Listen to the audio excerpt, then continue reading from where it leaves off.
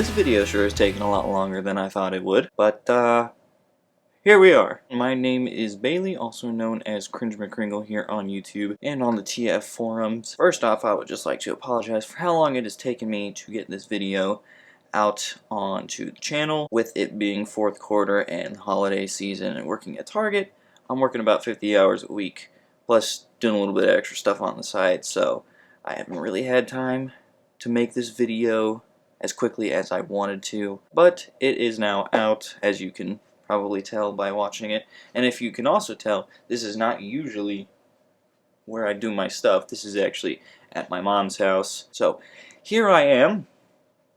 I thought I would just make this little intro here explaining why this video took so long. So without further ado, today we are going to be taking a look at Transformers Legacy Dinoking.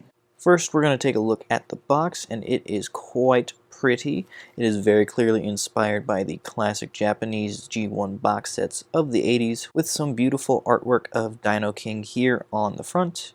There's also artwork for the individual robots of this guy, this guy, this guy, this guy, this guy, this guy. I think I'm going to need Google Translate to teach me how to pronounce those.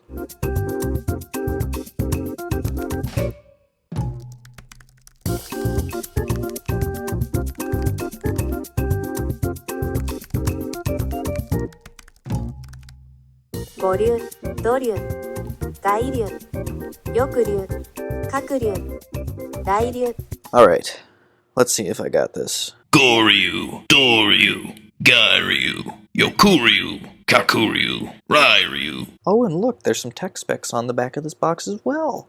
Now let's open up this box, shall we, and take a look at this mini behemoth. Here they are in their individual dinosaur modes. Goryu, Doryu, Gairyu, Yokuryu, Kakuryu, Rairyu.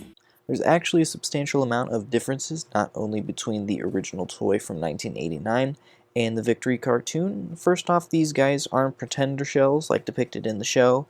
They are fully fledged figures in Dino mode with no robots to ride on them, but given the Pretender's lackluster financial success way back when, it makes sense why they didn't include them in this set. It definitely would have felt a little bit out of place, but having robots that just turn into dinosaurs I feel like simplifies things a lot. I do like the Dino modes. They look very nice considering their size and budget that went into them. They also look better than the Dinobot releases in my opinion, but let's do a roll call so we know who is who again. We have Doryu, the silver and blue Stegosaurus, Goryu, the silver and green T-Rex, Gairyu, the green and black Ankylosaurus, Yokuryu, silver and blue Pteranodon, Kakuryu, the gold Triceratops, and Rairyu, the silver and gold Brontosaurus. It seems that Google and the TF Wiki are really turning out to be my friends today because I know nothing about dinosaurs. Most of these guys are static pieces in Dino mode and don't have a lot of articulation. They do have weapon storage though, if that's your bag, I guess. But let's turn these guys into their respective robot modes. Due to these fellas being core class, they are quite simple and easy to transform. Very straightforward, none of them have any problems that jump out. Very fun transformations for each character. They definitely make fun desk botch, which I would hope is what most people will do with their Copty. And what do you know, take a look at the gang all here. This crew of little shits and misfits standing around. While the robot mode designs are the Dinobot characters and not really accurate to the cartoon or the original toys, I think that they still look great. The only real change from the original releases is the heads on each figure. And while there's not a whole lot of paint because they are core class, the paint that is applied is very nice, and the molded in colors that Hasbro has selected are very vibrant, and I appreciate the color choices. Now every robot has a set of accessories that they can wield, whether it be guns, rocket launchers, a scythe, a club, a giant fist, whatever you want, they probably got it. But now, it's time for Dino King. Dino King!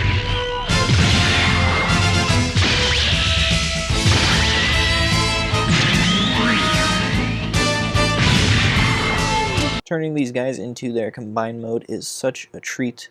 This robot mode looks fantastic, and it is clear that this is the reason we got core class Dinobots. This guy is just sick.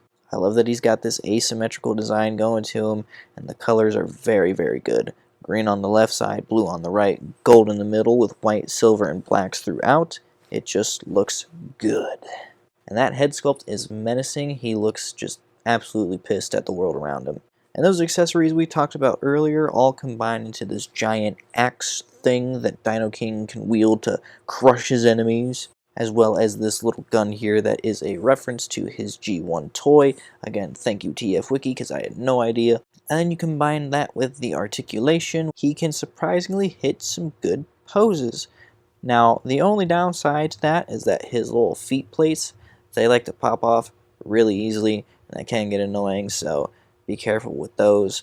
He can be a little troublesome when it comes to the leg articulation. But the good thing about those extra feet accessories is that they help stabilize this guy a lot more than on Volcanicus. Overall, I think this set is a wonderful addition to the Legacy line, and it is a much needed update to an old G1 classic. Spending $70 on a bunch of core class figures in my mind is a lot more worth it than spending thousands of dollars on a fragile, rare Japanese figure that will most likely break if you breathe too hard on it. So if you're a big fan of Japanese G1 stuff, I highly recommend you pick this guy up. Honestly, I can see this set being worth a fair amount in the next couple of years. I think that his value will go up since he wasn't a retail release. But before I go, here are the robo scores.